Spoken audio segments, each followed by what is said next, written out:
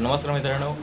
तर बिझनेस करण्यासाठी खूप पैसा लागतो ही लोकांचं मिथ आहे, पण ॲक्च्युअली बिझनेस करण्यासाठी फक्त पैसा मॅटर करत नाही, तर तुमच्यामध्ये ती जिद्द असली पाहिजे बिझनेस करण्याची. तर तुम्ही तुमच्याकडे जमा पुंजीमध्ये पण कोणताही उद्योग उभारू शकता. तर तुम्हाला एक साधं उदाहरण दाखवतो. हे चाय विकतो साबण, आणि हा चाय आहे ना, हे छोट्याशा किचनपासून सुरुवात झाली आणि स्थानिक मार्केटमध्ये आपण जाऊन याला सेल करतोय आणि त्याच्यामधून चांगल्या प्रकारे उत्पन्न पण निर्माण करतोय.